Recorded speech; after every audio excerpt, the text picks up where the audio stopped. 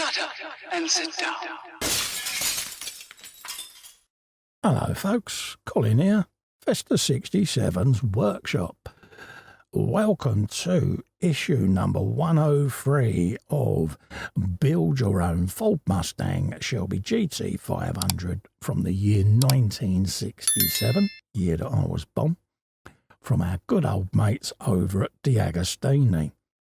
Now, if you'd like to grab this for yourself and build one of these along with me, and who wouldn't, it's 1/6 scale. Massive. Then pop over to the DeAgostini website. There's a clickable link in the description below. And you too can be building this yourselves. So let's have a scoop through this week's magazine. The Shelby story is the 50th anniversary Cobras. Look at that. Absolutely beautiful. And this is polished aluminium version of the anniversary Shelby Cobra 427. Each of the built-to-order limited edition was sold as component vehicles that could be finished either by the customer or an authorised dealer. Absolutely gorgeous, doesn't it? Wow, I do like that. It's giving me an idea. There's all the certificate of authenticity, a plate on the dash there telling you what it's all about. Number 47 or 50. Going to be worth millions, aren't they? It says all of the materials, such as the seat leather and fittings, were of the highest quality. While the styling reflects the 65 original, every one of the parts supplied are upgraded to the contemporary standards. Ah, mate, absolutely gorgeous, doesn't it? This is what we're doing today in our instructions. We're doing the PC board, PCB even, and all the wiring that goes with it. Loads of different wires there, so follow the instructions. Make sure you're checking all your labels and where they're going on the circuit board. And then it's going to all get clipped into your chassis section, folks, okay, to tidy the wiring up. But it is quite important that you just double check where all these connectors are going to. They'll be marked on the board and probably labelled as well. So you shouldn't be able to go wrong. But if you're not sure, just check, okay? Very crucial stage this, because once the chassis and that all gets bolted together, you're not going to be able to get under there again to change any of this. So bear that in mind.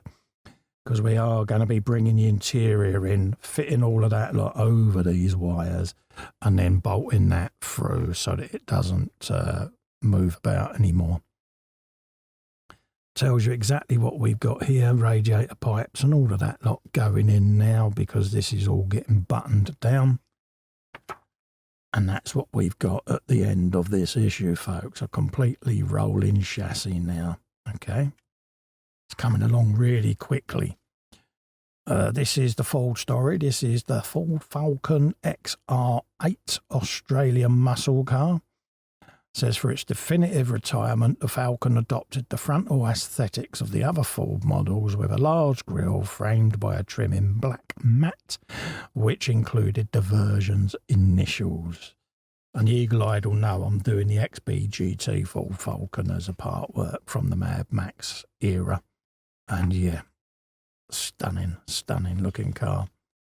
FGX there, the Falcon, was present in strength in supercar races on the Australian continent. Here's Scott McLaughlin's car at the Adelaide circuit in 2018. Wonder who his sponsor is. Clues in the symbol, I suppose. In the cabin, sporty touches such as aluminium pedals were combined with others of a luxurious natures, such as leather upholstery and Sync 2 equipment. Wow. The unfortunate from the aesthetic point of view, Ford Falcon XR8 from the year 2000, the brand very soon corrected this version's design. Yeah, it didn't really take off, did it? And then obviously utes, the Aussies do love a ute, and yeah, this one's based on the XR8.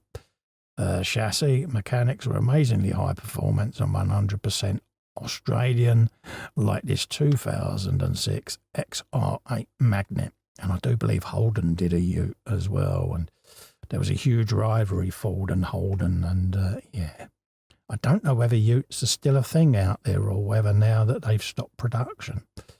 But if you're an owner of a ute, you might be on to a few quid, mate. They're going to hold their prices. So that's the magazine done, folks. We'll leave that there. We'll come back and we'll do a little bit of assembly for you. Right, let's start the assembly on this issue then, folks. So we got the little bag.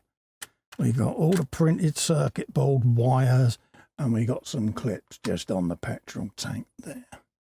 Let's just move the camera up. We can try and get that all in shot then. As near as damn it, because it is huge. So we got this water bottle, and this is going just inside this wing here. 3 pins. It's going right down in there. Firmly clicks into place. Okay, so that's done. We've got our circuit board now. So let's just move those out of the way. This comes in a nice protective plastic case. So let's grab that. Don't need that anymore. And that is going to go opposite side of the speaker, just in this little cubbyhole. In there. Okay, so let's just move you. Orientate it the correct way round, which is, I do believe, with the 3 terminals at the rear. That's going to sit on there like so. And that's then going to be held in with a couple of screws. PS05s, it says there, in the alternate corners. So we'll be happy with that. So let's do that. PS05s, which are there. So we'll grab a pair of those for now.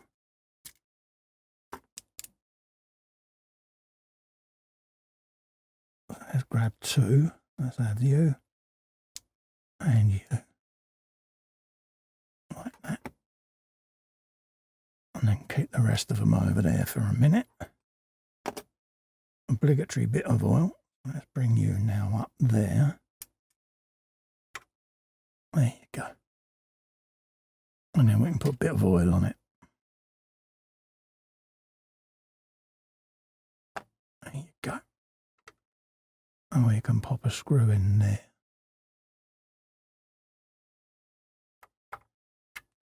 And then grab the next one, which is you.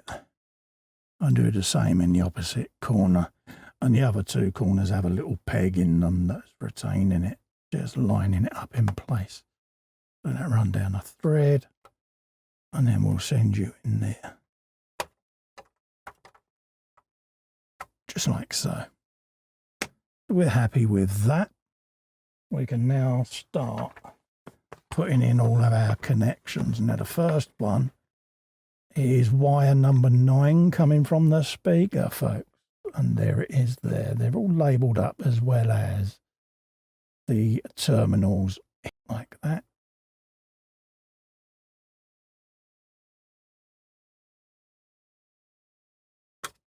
Number 9, Cole, not number 11. We'll just pop that in there, number 9. Done. Speaker number 9, in with number 9. I am happy with that. That can live down there. Kind of want to try and loop that a little bit differently. Let's see what we can achieve.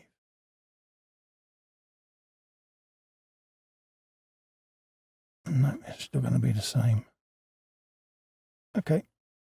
Won't do that then. Right, we then want wire 1 to the PCB. So let's find wire 1. 01 right down in there. Like so. So that's 1. Wire number 2. Let's find you then. Yep, down in there.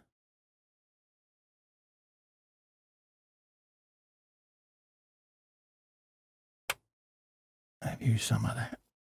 Just quickly double check. So let's move these off of here. Alright, I think. Just connect the rest of them in order. What I'm going to do is I'm actually going to put this in a little bit loose so that I can spin it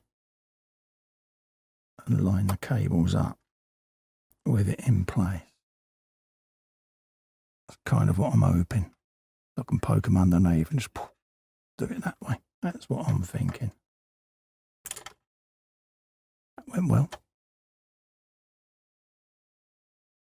Try that. Right.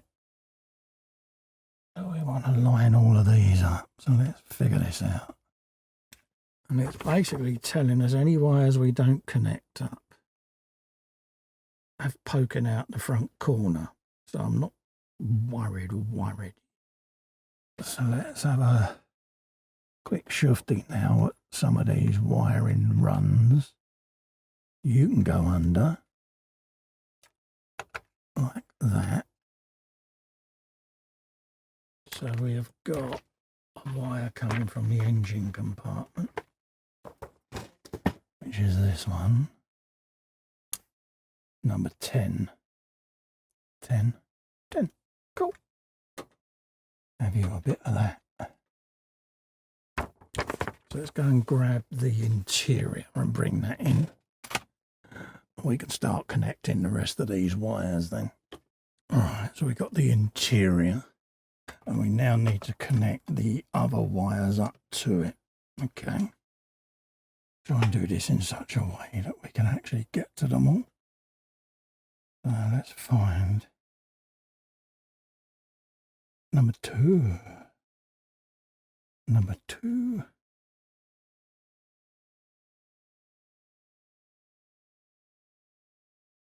Yeah, that's right. 02. 02. Done. So that should be that little section there. Let's double check everything. Yeah, you have. Okay. We can now start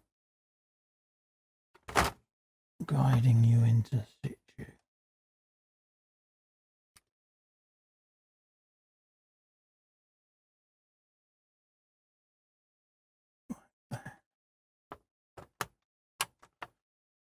And then figuring out about lining up this collar.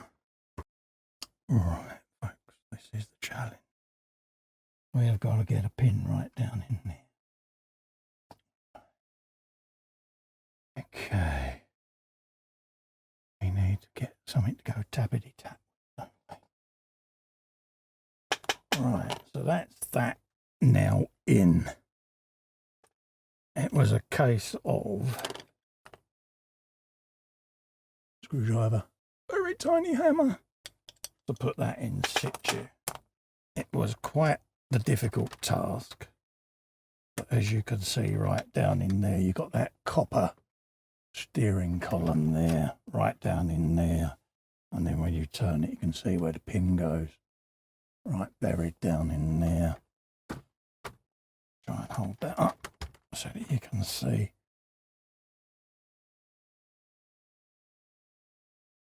It's right down in there. That's it. Turny. That's where you got to put the pin. And it's an absolute pig to get in, but we got there. And we've now got turny, steery. So I'm happy for that. All well and good. So now we can get on with the rest of the build.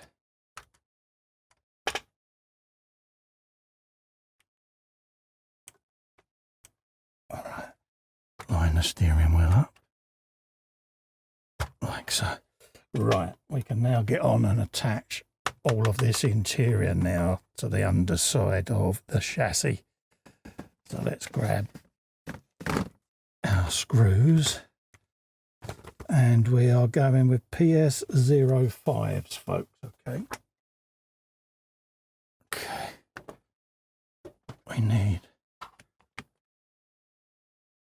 to be able to shine a light and see what you're snagging on under there. Bingo. Persuasion refit. There you go, just a grunch. There you go. You tried to resist, but it was futile. Now we can send you around and out the way. Like so. Because I want this lead to have a little bit of slack on her for when we need to change the battery pack. So we'll feed her up and through there nice and slackily. And then send her up under there for now. And then once the front wing goes on, that should then keep that all nice and tidy. That's the theory. So there you go. That is now the interior buttoned in, ready to go. The steering wheel's in. All the wiring's connected from the engine compartment interior to the PCB. So that's pretty much this issue done, folks. So, don't forget, if you'd like to grab this for yourselves and build one of these, hop over to the DeAgostini website. There's a clickable link in the description below. And you too can be building this iconic car. Also, to help me out, if you can just click little fester in the corner there and subscribe to the channel, I'll be immensely grateful. Ring the bell whilst you're there and select all to get notified of future content. Remember to like, subscribe and hype the video. It really does help me grow. Thank you so much for coming in and keeping me company. I look forward to seeing you next time. Goodbye for now.